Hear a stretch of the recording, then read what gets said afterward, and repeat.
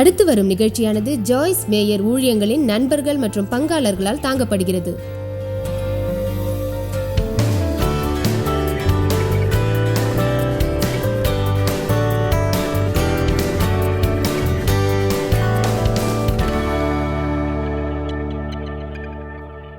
இந்த நூற்றாண்டின் ஒரு தொற்று நோய் மன அழுத்தம். அது பல லட்சம் டாலர் தொழிலை போன்றது. இயேசு சொன்னார், சமாதானத்தை உங்களுக்கு வைத்து போகிறேன், என்னுடைய சமாதானத்தையே உங்களுக்கு கொடுக்கிறேன். உங்களிடம் சமாதானம் உள்ளது. நீங்கள் ஒரு கிறிஸ்தவராக இருந்தால் உங்களிடம் சமாதானம் இருக்கும். கிறிஸ்துவை உங்கள் இரட்சகராக நீங்கள் பெற்றிருந்தால் சமாதானத்தை நீங்கள் அடைந்திருப்பீர்கள். அவர் உங்களில் வாழ்கிறார். உங்களிடம் சமாதானம் உள்ளது. நேற்று உங்களிடம் புயலை பற்றி ஒரு உதாரணம் சொன்னேன். அப்போது நீரின் மேல் பகுதியில் அலைகள் இருக்கும். அவை வேகமாக மேலே எழும், அமைதியின்றி இருக்கும். ஆனால் அந்த நீரின் ஆழத்தில் அங்குள்ள நீர் சலனமின்றி மிக அமைதியாக இருக்கும். அதை ஒப்பிட்டு நம்மை பார்ப்போமேயானால் நமது வாழ்வில் மேலோட்டமாக கொதிப்பு தெரியும். அது கண்கூடாக இருக்கும். எனவேதான் சமாதானம் அமைதியான இருதயத்தோடு ஒப்பிடப்படுகிறது. நமக்கு என்ன ஒரு மோசமான சூழ்நிலை இருந்தாலும் நாம் அமைதியான ஒரு இருதயத்தோடு இருக்கலாம். நான் விசுவாசிப்பது என்னவென்றால், பலரை விட சிலருக்கு மட்டுமே அது சுலபமாக உள்ளது. அது சரியல்ல என்று நான் நினைக்கிறேன். ஆனால் தேவன் ஒவ்வொருவரையும் ஒவ்வொரு விதமாக படைக்கிறார். எனவே நமக்கு கடினமாக தோன்றும் விஷயங்களை நாம் அறிந்து கொள்ள வேண்டும்.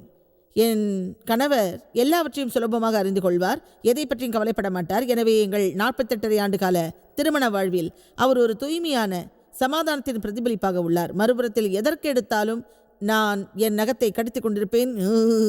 அது எப்பொழுதும் நிகழும். ஆக சமாதானம் எனக்கு சுலபமாக இல்லாவிட்டாலும் காலப்போக்கில் சமாதானமாக இருப்பதை அறிந்தேன். ஒரு உண்மையை சொல்கிறேன். என் வாழ்வில் முன்பிருந்ததை விட இப்போது நான் சமாதானமாக உள்ளேன். என் வாழ்வில் முன்பிருந்ததை விட இப்போது நான் அதிகமான பொறுப்போடு உள்ளேன். எனவே நான் சமாதானத்தோடு இருப்பதை அறிந்தது போல் நீங்களும் சமாதானத்தை அறிய வேண்டும். அதாவது நான் சமாதானத்தை அறியும் போது நீங்களும் சமாதானத்தை அறியலாமே. இப்போது வார்த்தையை போதிப்பதை நான் விசுவாசிக்கிறேன். அதன் வல்லமையால் மக்களுக்கு தேவையான விடுதலை கிடைக்கின்றது. ஏனென்றால் வார்த்தையில் வல்லமை உள்ளது. அதன் மூலம் மக்களிடம் உள்ள கட்டுகள் அகற்றப்படுகின்றன. அதன் அர்த்தம் உங்களுக்குள்ள எல்லா மன அழுத்தமும் மாயமாகிவிடும் என்பதல்ல. அதற்கான அறிகுறிகள் உங்களிடம் தோன்றும். அப்போது சில விஷயங்கள் அகற்றப்படும். இனிமேலும் அப்படி நீங்கள் வாழ வேண்டியதில்லை என்ற ஒரு வெளிப்பாட்டை நீங்கள் பெறுவீர்கள். மத்தேயு அதிகாரம் 11 வசனம் 28.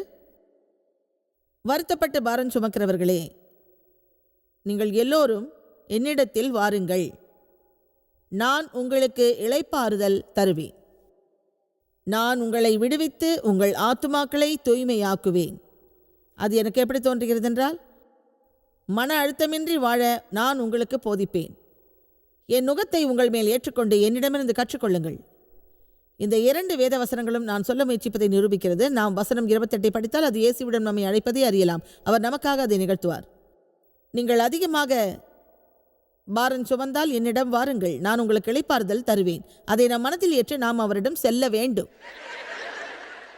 இயேசுவே, இதோ நான், அதை செய்வீராக. உடனே அவர் சொல்வார், என் நுகத்தை உங்கள் மேல் ஏற்று என்னிடம் கற்றுக்கொள்ளுங்கள். என்னிடம் கற்றுக்கொள் என்பதன் அர்த்தம் உங்கள் வலி நீங்கி நிம்மதியும் புத்துணர்ச்சியும் மகிழ்ச்சியும் என்னிடம் பெறலாம் என்பதாகும். ஆனால் நான் எப்படி வாழ்ந்தேன் என்று நீங்கள் கவனிக்க வேண்டும். என்னை பின்பற்ற வேண்டும். நான் செய்வதைப் போல் நீங்களும் காரியங்களை செய்ய வேண்டும் என்று அவர் சொல்கிறார். நுகத்தை என்ற சொல்லை அவர் பயன்படுத்துகிறார். என் நுகத்தை உங்கள் மேல் ஏற்றுக்கொண்டு, அதன் அர்த்தம் நமக்கு புரியாமல் இருக்கும். எனவே என்னிடம் உள்ள ஒரு படத்தை உங்களிடம் காட்டி நுகம் என்றால் என்ன என்பதை உங்களுக்கு நான் விளக்க விரும்புகிறேன். இதுதான் எருதுகளின் நுகம் ஆகும். இவை ஒன்றாக இணைக்கப்பட்டிருக்கும். ஏனென்றால் 2 எருதுகளும் சேர்ந்து சுமையை இழுக்கும்போது அது மிகவும் சுலபமாக இருக்கும். இயேசு அடிப்படையில் நமக்கு சொல்கின்றார், நீங்கள் என் நுகத்தோடு இருந்தால், என்னோடு இணைந்து இருந்தால், உங்கள் வாழ்வு முழுவதிலும் உங்களோடு நானும் இருப்பேன். அதனால் உங்கள் சுமை எளிதாகும். இயேசு சொல்வதை நாம் புரிந்து கொள்ள வேண்டும். இதற்கு இன்னொரு ஒப்பீடும் உள்ளது. அது இதுதான் என்று விசுவாசிக்கிறேன். என்னுடன் நெருக்கமாக இரு, என்னுடன் இணைந்து இரு. எல்லா சூழ்நிலையிலும் என்னோடு இரு, அதில் கவனமாக இரு. பிறகு நான் செய்வதை பார். என்னை நீ பின்பற்றி இரு. அதை நீ செய்தால் எந்த ஒரு நேரத்திலும் நீ மன அழுத்தத்தோடு வாழ மாட்டாய். அந்த வழியை நீங்கள் பின்பற்றலாம். அது என்ன என்பதை நீங்கள் அறிய விரும்புகிறேன். அதுதான் ஒரு நல்ல ஜெபம், ஒரு அருமையான ஜெபம். தேவனே உமது வழியை போதியும். வேதம் சொல்கிறது, இஸ்ரவேலர்கள் தேவனின் செயலை பார்த்தார்கள். ஆனால் தேவன் மோசேக்கு தமது வழியை போதித்தார். இஸ்ரவேலர்கள் அற்புதத்தை விரும்பினார்கள். அநேக மக்கள் இன்று அற்புதத்தை விரும்புகிறார்கள். தேவனே இதை விளக்கிடுவீர், தேவனே இந்த சூழ்நிலையை மாற்றிடுவீர், அப்போது என் வாழ்வில் அழுத்தம் இருக்காது. ஆனால் மோசே அதில் ஆழமாக சென்றார். எனவே நீங்களும் அதில் ஆழமாய் செல்ல வேண்டும். பிறகு இப்படி சொல்லுங்கள், தேவனே என் சூழ்நிலைகள் எதை செய்தாலும் அது நடக்கட்டும். உமது வழிகளை எனக்கு போதிப்பீர். இதை நீர் கையாள்வதைப் போல நானும் கையாளுவதற்கு எனக்கு போதிப்பீர். இதற்கு மேலும் நாம் சொல்ல வேண்டுமா?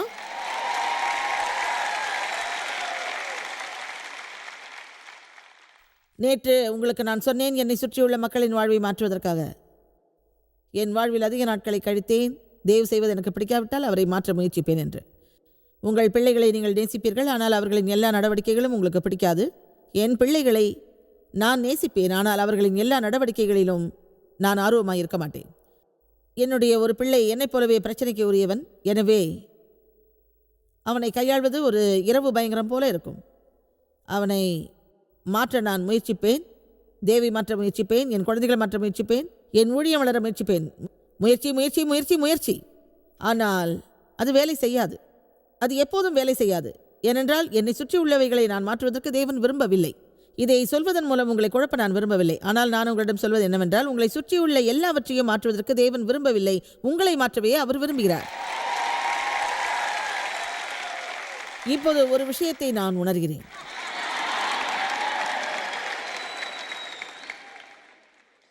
அது என்னுடைய தலையின் மூலம் வெளிப்பட்டது. தேவன் எனது சூழ்நிலைகளை எல்லாம் மாற்றுவதற்கு விரும்பவில்லை. காரணம், அது எனக்கு ஏற்றதாக இல்லை. அது அவர் விரும்பியபடியாகவும் இல்லை.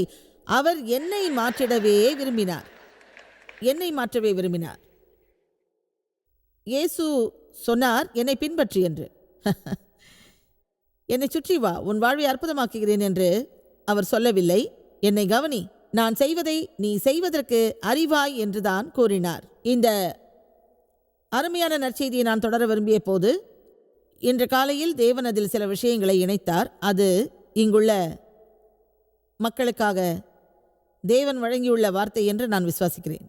இன்று காலையில் ஆராதனை நேரத்தில் இங்கு நான் இருந்தபோது தேவன் அதை என் இருதயத்தில் வைத்தார். முதலில் அதை ஒரு எழுச்சியூட்டும் விஷயமாக நினைத்தேன். பிறகு அதை என் போதனையில் சேர்க்க வேண்டும் என்று உணர்ந்தேன். நாம் சங்கீதம் 32 பார்ப்போம். அதில் வரும் முதல் 5 வசனங்களை பற்றி பேச விரும்புகிறேன். அது குற்ற உணர்வு மற்றும் நிராகரிப்பு பற்றியது. முதலில் அது என் நற்செய்தியில் இல்லை. பிறகு அதை நான் பேச தேவன் விரும்புவதை உணர்ந்தேன். அதுதான் நமக்குள்ள குற்ற உணர்வு மற்றும் நிராகரிப்பு. நான் விசுவாசிப்பது என்னவென்றால், இங்குள்ள அநேக மக்கள் நான் இருந்ததை போல் இருக்கின்றார்கள். அவர்கள் எந்நேரமும் குற்ற உணர்வோடு உள்ளார்கள். உள்ளபடியே நீங்கள் தவறை உணராதவரை நல்லதை உணர முடியாது. அது என் அனுபவம். நான் குற்ற உணர்வோடு வளர்ந்தேன். காரணம், என் தந்தை என்னை தவறாக நடத்தினார். அது என் வாழ்க்கை பிரச்சனையானது. எனவே எப்போதும் குற்ற உணர்வோடு இருந்தேன். என் பாவங்களுக்கு நான் மன்னிப்பு கேட்ட போதும் அந்த குற்ற உணர்வு என்னிடம் இருந்தது. ஆனால் அவை எல்லாமே மன அழுத்தத்தோடு உள்ளதல்ல. நான் சொல்வதை கேளுங்கள். மன அழுத்தம் என்ற அந்த சுமையோடு வாழாதீர்கள். நம்மிடம் ஏதோ ஒரு தவறு உள்ளதாக நினைக்காதீர்கள். நான் ஏன் சரியானதை செய்யக்கூடாது? இந்த வெறுமையான உணர்வு இருந்தால் தேவன் வெறுப்படைவார். உங்களிடம் திருப்தியாக இருக்க மாட்டார். நான் மற்றவைகளை போதிப்பது ஒரு பிரச்சனை அல்ல. இன்று இதை போதிப்பதை நான் விரும்பினேன். மன அழுத்தத்தை நிர்வகிப்பது எப்படி என்று நான் போதிப்பது எனக்கு ஒரு பிரச்சனை அல்ல.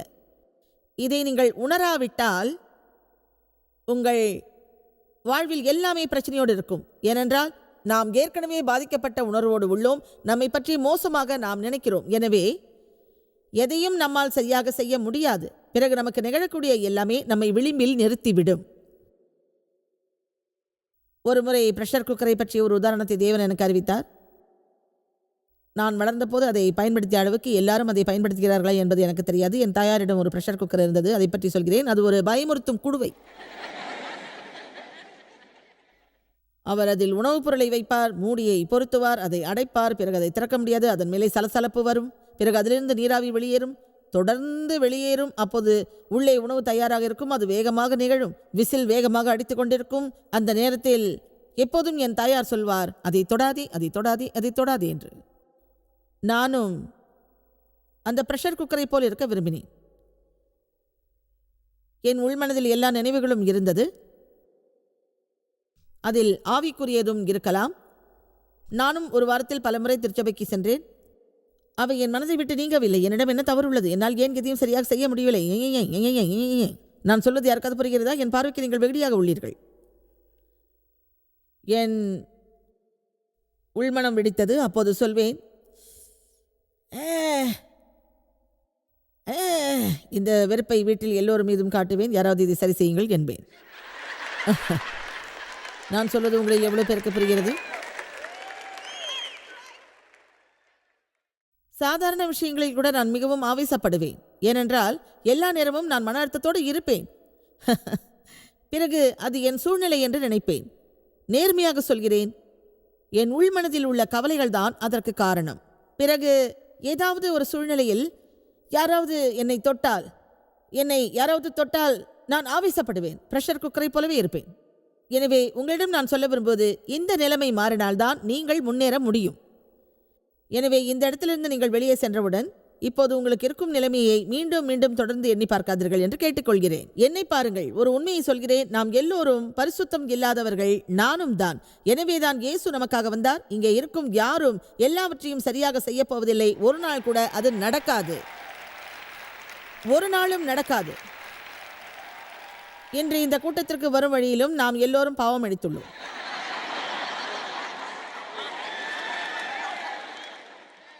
வரும் வழியில் பாவம் செய்துள்ளோம். அது உங்களுக்கு தெரியுமா? வேதம் சொல்கிறது, நம் பாவங்கள் நம் எண்ணத்திலும் வார்த்தையிலும் செயலிலும் இருக்கும் என்று. இந்த நாளை பொறுத்தவரை என் எண்ணங்கள் எல்லாம் அருமையானவை என்று நான் சொல்ல மாட்டேன். தேவனுக்கு நன்றி, என் தவறை அகற்றுவதை இப்போது அறிவேன். நாம் இப்போது சங்கீதம் 32:1 பார்ப்போம். இங்கிருப்பவர்களும் டிவியில் இதை பார்ப்பவர்களும் அக்கறையுடன் இதை கவனிக்கவும். சங்கீதம் 32:1. எவனுடைய மீறுதல் மன்னிக்கப்பட்டதோ, எவனுடைய பாவம் மூடப்பட்டதோ அவன் பாக்கியமுள்ளவன்.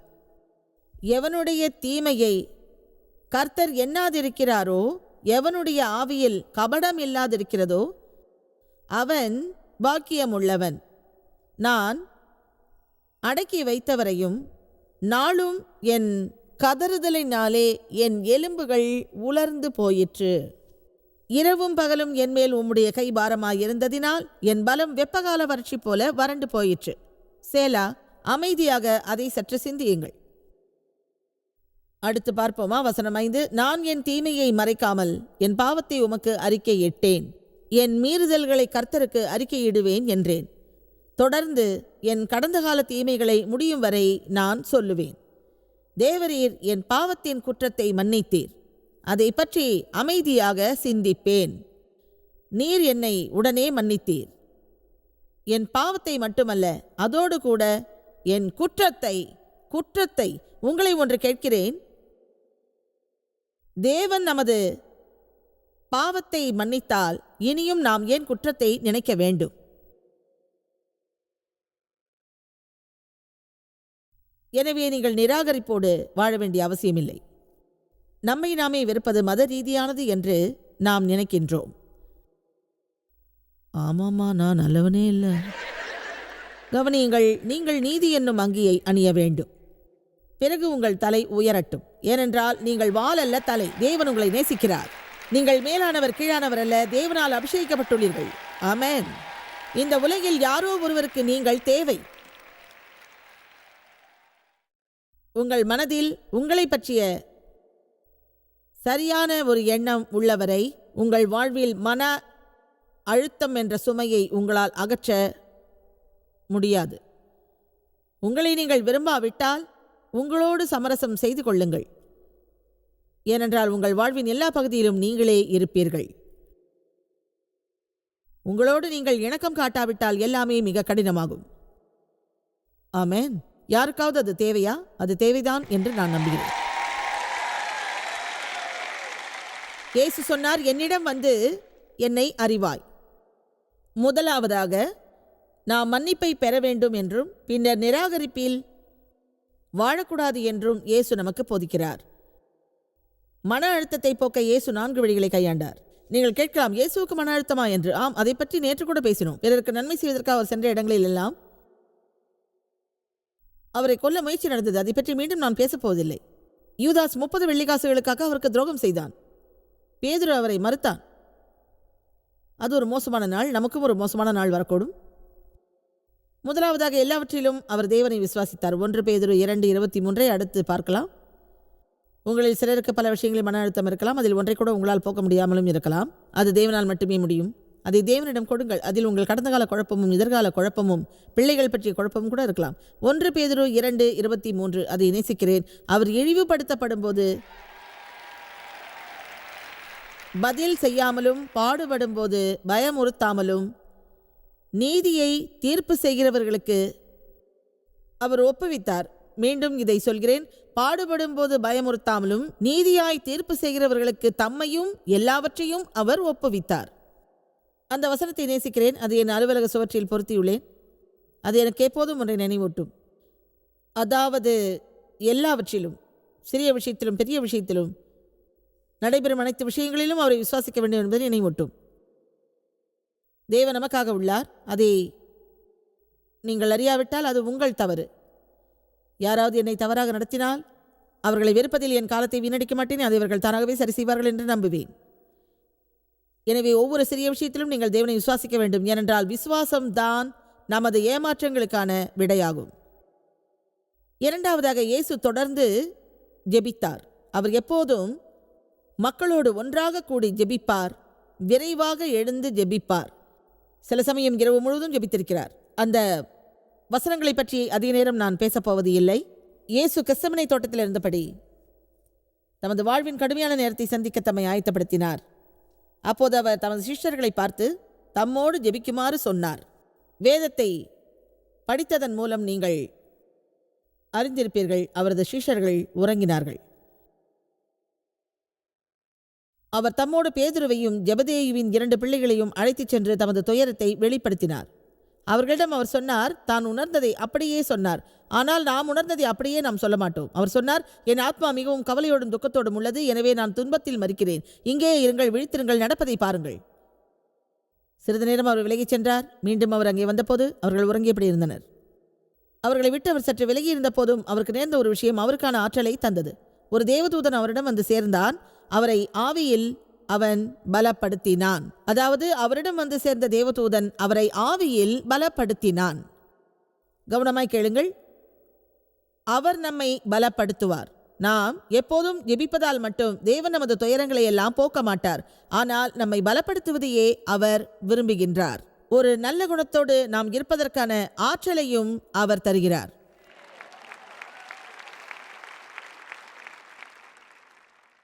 என் மன அழுத்தத்தை நான் சரி செய்ய நீண்ட காலமானது. அதில் மேலும் நீடிக்க நான் விரும்பவில்லை. தேவனிடம் அதை அகற்றுமாறு வேண்டினேன். ஆமென். மூன்றாவதாக, தமக்குள்ள மன அழுத்தம் முழுவதையும் எப்படி போக்குவது என்பதை இயேசு அறிந்திருந்தார். எப்போது அமைதியாக இருப்பதென்று அறிந்திருந்தார். யோவான் அதிகாரம் 14:30 இயேசு சொன்னார், இனி நான் உங்களுடனே அதிகமாக பேசப் போவதில்லை. இந்த உலகத்தின் அதிபதி, மேதையாகி ஆளுநர், அவனுக்கு என்னிடத்தில் ஒன்றுமில்லை. அவனுக்கு பொதுவாக என்னிடத்தில் எதுவும் இல்லை. அவனுக்கு சொந்தமான எதுவும் என்னிடம் இல்லை. என் மீது அவனுக்கு அதிகாரம் இல்லை. அந்த வேத வசனத்தை நான் அதிகமாக போதித்துள்ளேன். இப்போதும் அது எனக்கு பரவசமாய் உள்ளது. ஏசாயா 53 வேதம் சொல்கிறது, அடிக்கப்பட கொண்டு போகிற ஒரு ஆட்டுக்குட்டியை போல தம்முடைய வாயை அவர் திறவாதிருந்தார். அநேக நேரங்களில் அதை நாம் படித்திருப்போம், ஆனால் அதை பற்றி நாம் எதுவும் அறியாமல் இருப்போம். ஆகவேதான் வேதம் அதை சொல்கிறது. நீங்கள் மன அழுத்தத்தோடு இருக்கும்போது வாயை மூடிக்கொள்வது எவ்வளவு கடினம் என்று உங்களுக்கு தெரியுமா? அப்போ எப்படி இருக்கும்ல?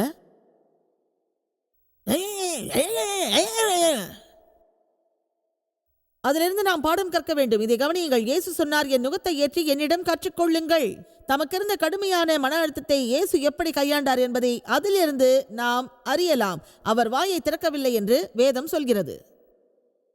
அவர் தமது சீஷர்களிடம் குறிப்பாக சொன்னார், இனி உங்களிடம் நான் அதிகம் பேசப்போவது இல்லை. அவர் இப்படியும் சொல்லியிருக்கலாம், இது எனக்கு மிகவும் கடினமான ஒரு நேரம்.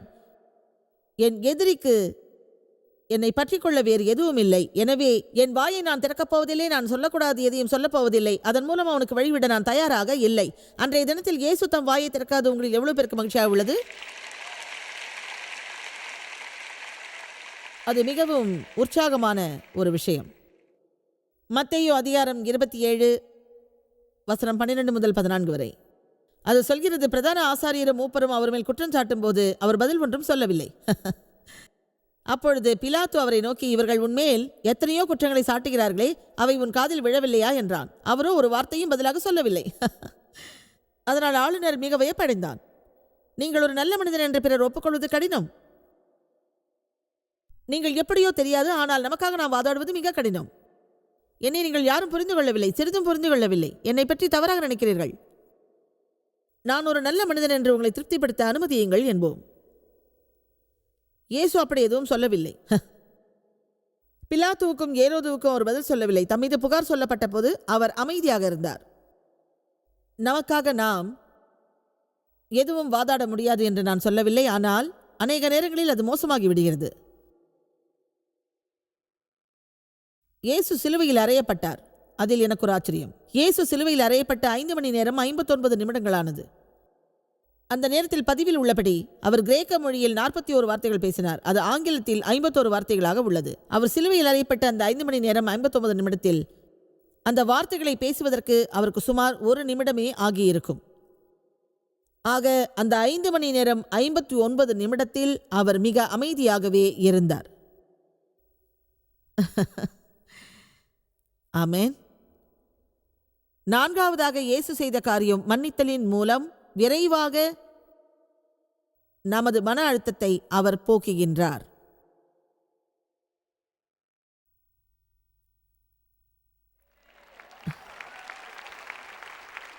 உங்களுக்கு ஒரு குறிப்பு தரட்டுமா? உங்களுக்கு மன அழுத்தமுள்ள ஒரு துயரமான வாழ்க்கை வேண்டுமென்றால் எங்காவது சென்று குற்ற உணர்வை பெறுங்கள்.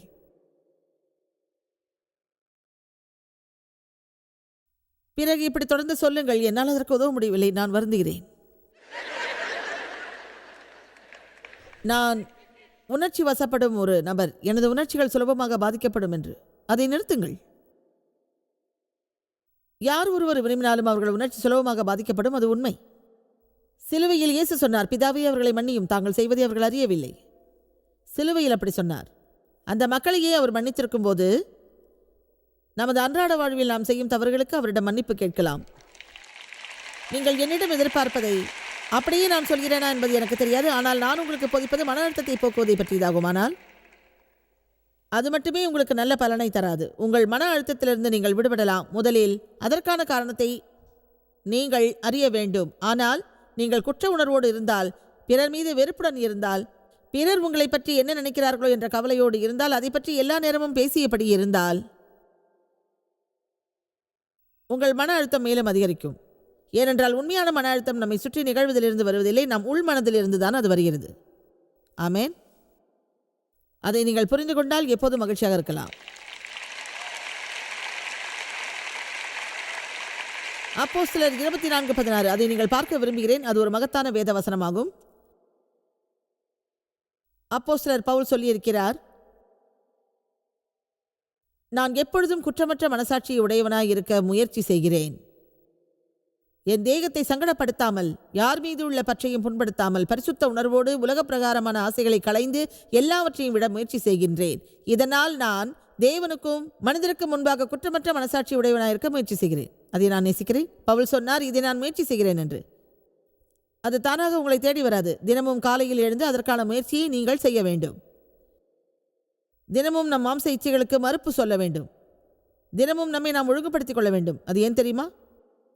நம் எல்லோருக்கும் ஒரு லட்சியம் வேண்டும். அதற்காக நாம் ஒன்று கூடி இணக்கம் தெரிவிப்போம். நாம் ஒன்றாக இணைவோம். அதன் மூலம் சாத்தானுக்கு நாம் வழிவிடாமல் இருப்போம்.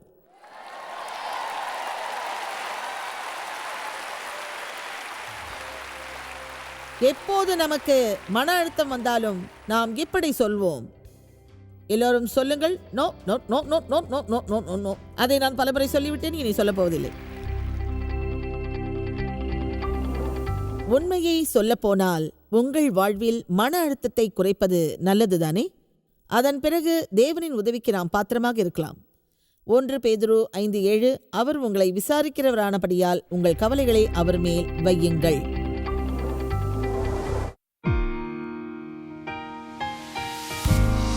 இந்த ஊழியத்தை உலகமெங்கும் சாத்தியமாக்கும் நண்பர்களுக்கும் பங்காளர்களுக்கும் எங்களது நன்றியையும் பாராட்டுகளையும் தெரிவிக்கிறோம்.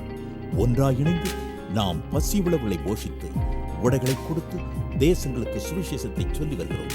எங்களை தொடர்பு கொண்டு www.jmumindia.org உங்கள் ஜெபத் தேவைகள் மற்றும் எங்களின் வெளியீடுகள் பற்றி அறிந்து ஜாய்ஸ் அவர்கள் நிகழ்ச்சிகளை அறிந்து எங்களோடு இணைந்து தேவ அன்பை உலகிற்கு பரவச் செய்யுங்கள்.